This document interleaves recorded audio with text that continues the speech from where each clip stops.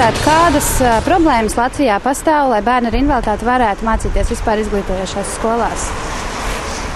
Galvenais jau tā pati piekļuve. Es nezinu, ja tieši ratiņos sēž, tur nav tādu augšā braucamo, vienkārši kāpnes ir.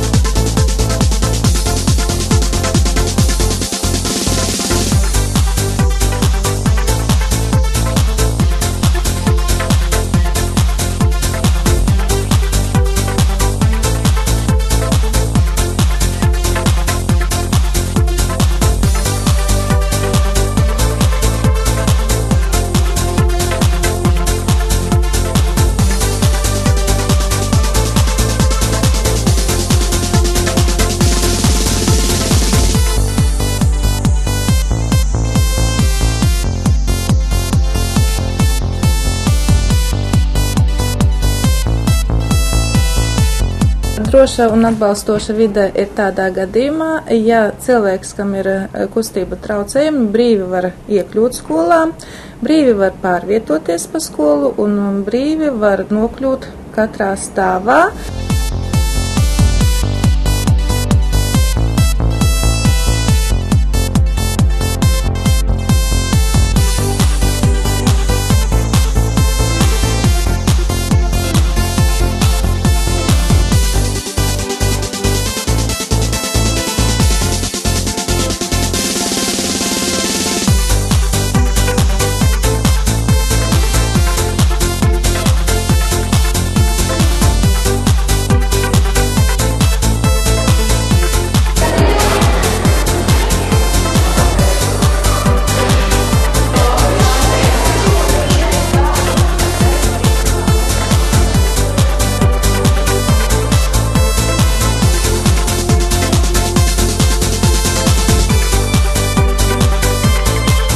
Ir vajadzīgas piemērotas telpas, ir vajadzīgs piemērots klases aprīkojums.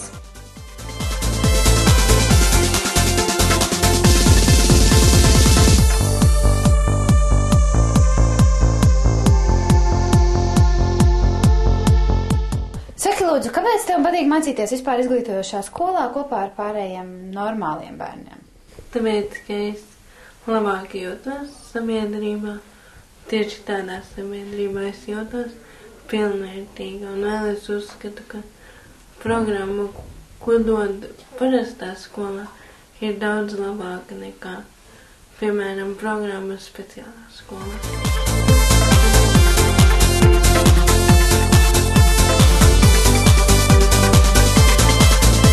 Svarīgi, lai bērni justos droši skolā, lai viņiem būtu kontakts ar pieaugušajiem, lai viņi justos droši, ka viņi var jebkurā brīdī pieiet pie sava skolotāja vai pie pēcpusdienas skolotāja vai pie jebkura darbinieka skolā, un ka šis cilvēks pieaugušais viņu sapratīs.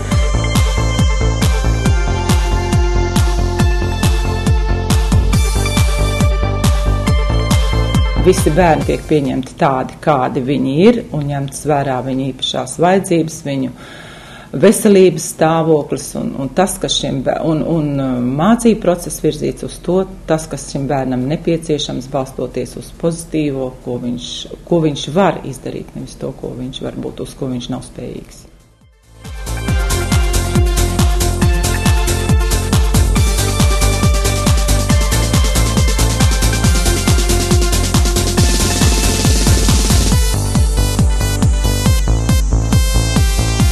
Paskaties, kāda krāsa tev ir? Zaļa. Un kāds ir cipariņš? 1. Jā, liec jūsu malacis, labi. Saki 2. 2, jā. Malacis, pareizi? Jā. Malacis.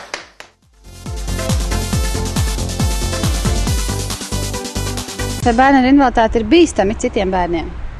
Nē, es esmu ar tādiem mācījies kopā. Pilnībā nav nekāda. Viņi ir tieši tādi paši? Jā.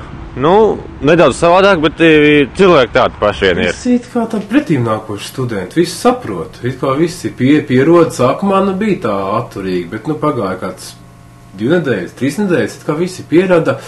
Ir arī bijuši gadījumi, ka asistents nevarēja būt klāt, vai ne, un man vienkārši aizved man uz lekciju un pēkšņi mainījās kabinē, bet es viens pats biju.